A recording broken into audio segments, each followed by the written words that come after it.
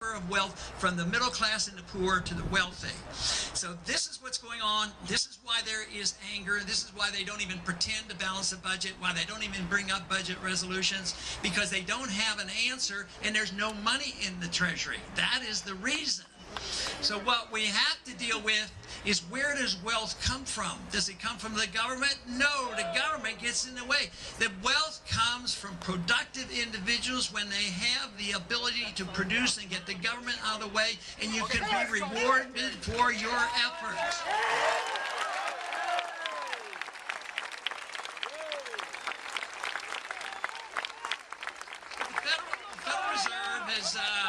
Has served the interest of the very wealthy. You could not have runaway entitlement spending, and you could not have the wealth. You could not have the wars fought if you didn't inflate and destroy the currency. So these are events that are coming about. We have not ever talked about them before in a presidential campaign. And the issue is big government or individual liberty. And it is the issue of liberty that can bring us together. Not so much that we would agree on how to use our liberty, but precisely because people are different. People want to use their liberties in different ways, but it is not confrontational if we all get together and say, we want to be free people, we want to run our lives as we choose, our lifestyle should be our own decision, our money that we earn should be our own, and the government should follow.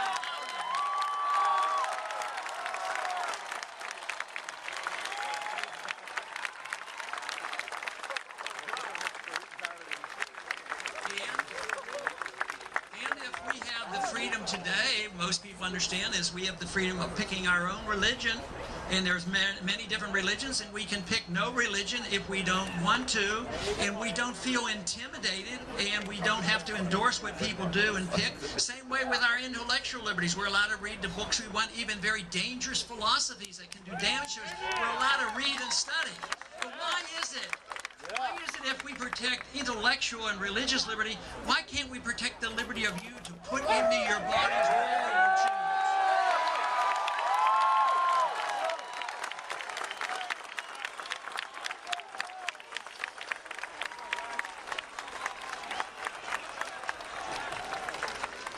When we were having a vote on the House floor once on this subject, they were voting to take away more of your personal liberties, and I asked a member sitting next to me, why are you doing that? He says, the people are too stupid. They don't know how to take care of themselves. I'll tell you what, if we ever go and accept fully this notion that the government can protect us against ourselves, there is no liberty left. And this is the reason it has to be up to the individual. Does that mean that each and every one of us will make the right decision? No, some people are going to make mistakes, but you have to assume responsibility for those mistakes. But what happens if you defer? What happens if you defer to the politician and the bureaucrats? They make a mistake. We all suffer the consequence.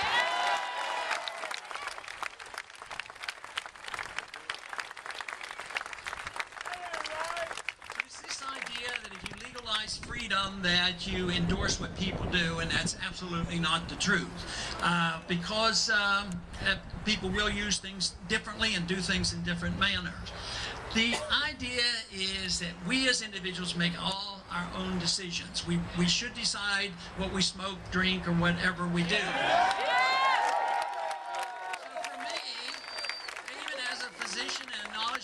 To know that there are some benefits from raw milk, that isn't the issue for me as a politician. The issue, should you not have the right to make your own decision if you want to drink raw milk or not?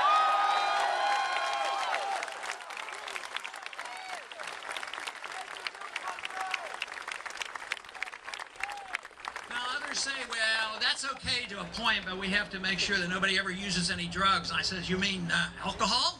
Oh no, we don't mean that. We're talking about those illegal bad things. And I said, well, guess where most of the addiction is? Is it on the illegal drugs? No, most of the addiction is on the prescription drugs. That's where the real problem is.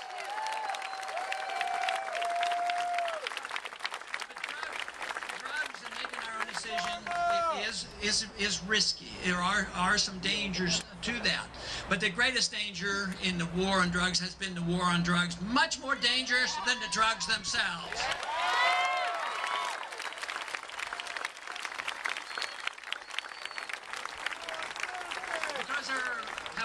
laws in the books, and rather recent, just since the 1937 or 38, they had the first laws against marijuana. So they, even through World War II, we were coaxing and asking people to raise hemp, and the founders all had hemp farms, and yet today, if you go out and start raising hemp and making industrial hemp, they say, oh no, you can't do that because it sort of looks like marijuana. So we'll chase all those jobs up to Canada, then we can buy the products from Canada because they can raise hemp. But this is the absurdity of it all. And what we have to think about is restoration of personal responsibility and personal decision making, and that's what freedom is all about.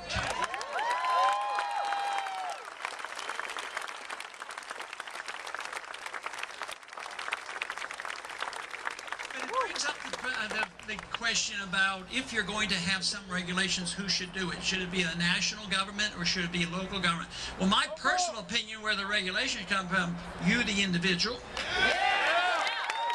you, your family, teaching your kids, your community, your church or whatever to teach you values. That's where the real regulation should come from. But today, there are some states now that said that sick people, it is now known, can be helped with marijuana, California and other states.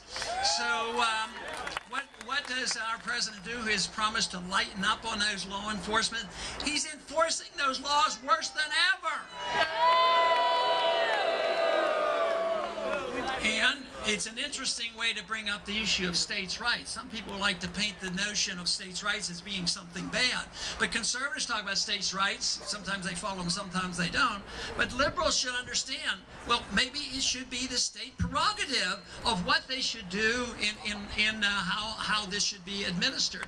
This is essentially what happens with alcohol. The national prohibition of alcohol was a disaster. And we woke up and finally said, no, it's not that alcohol isn't dangerous. Matter of fact, I think most people in this country know that alcohol is many, many-fold more dangerous than marijuana.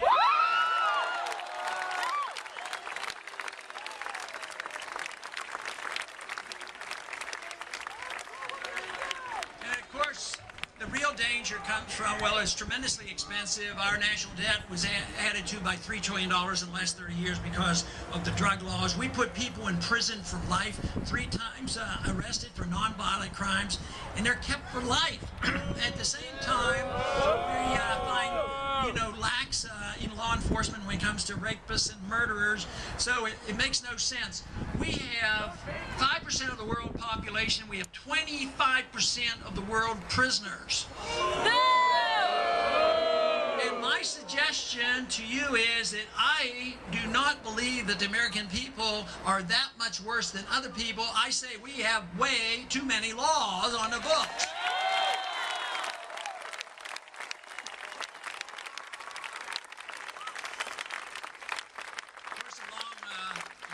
The National Defense Authorization Act on January 1st, there were 40,000 new laws placed on our books. Now, what I would like to be is the first president to get rid of 40,000 useless laws.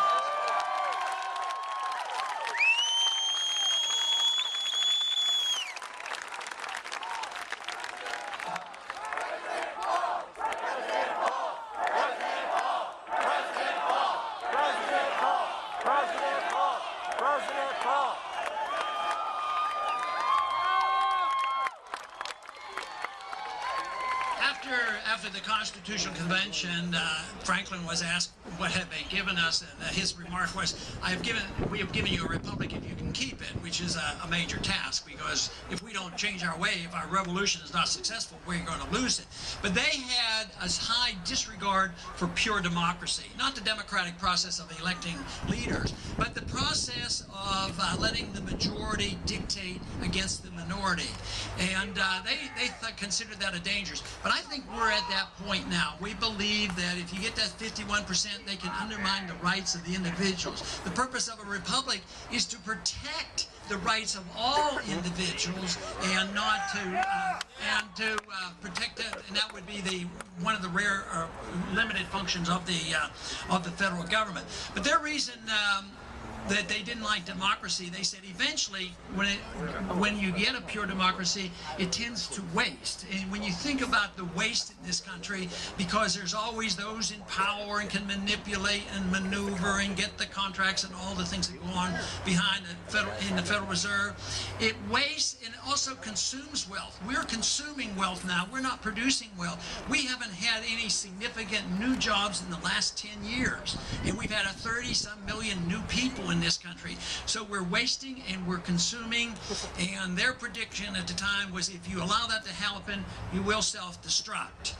Now, the Soviet system self-destructed. It was predictable because that type of system isn't functional. But our system isn't functional either. It's not as ruthless as communism, but in a way it's wasteful and it consumes. It's built on debt. It's built on paper money and the powerful special interests, and it's becoming known that the groups are lining up. You know, the 99 and 1, and we got to tax the rich and this sort of thing. Now, I'm not for taxing the rich if they honestly earn their living. That's okay. But I'm for dealing with those individuals, and that's a large number of the very, very wealthy making the billions, because they get special treatment, either from the contracts or the special interest in the bailouts. That's a different system, and that is causing resentment. And this is the reason that we're more or less at an impasse in Washington, D.C., because there was a lot of compromise. They always argue that we have to have compromise and work together. When we were very wealthy and had money in the bank, the compromise was easy. Conservatives and liberals said, we'll vote for your package, I'll vote for your package, and they would pass endlessly spending money. But it isn't there anymore. In the last 4 years, that's why this is different. We realize the Treasury is empty, the productivity is down, and we have to do something about it. That means to produce, you can't have the government in the way. What you have to have is a clear understanding of property rights. You have to have a clear understanding of monetary policy, not fiat money, but gold and silver as legal tender.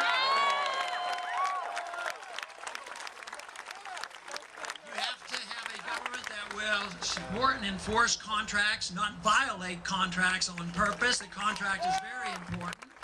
So it's not like there wouldn't be regulations in a free market, but they would be tough.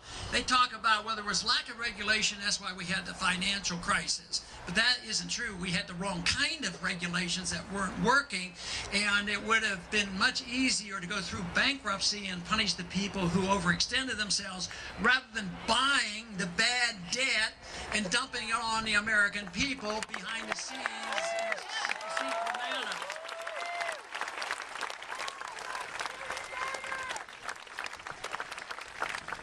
We know what we have to do. We know that what our problems are, but we have to really understand this whole issue of liberty. I am absolutely convinced that the understanding of liberty will bring us together. Because we won't be fighting over how we're going to use our liberties. Once they go on this tangent of saying that we are going to mold personal behavior and we're going to tell people how they can spend their money, it is endless.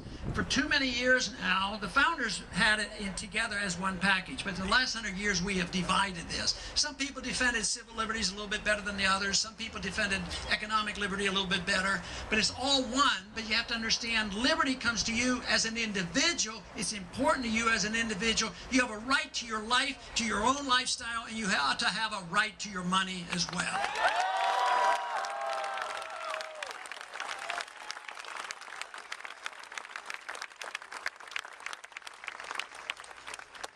I'm convinced a revolution is going on. It is an intellectual revolution.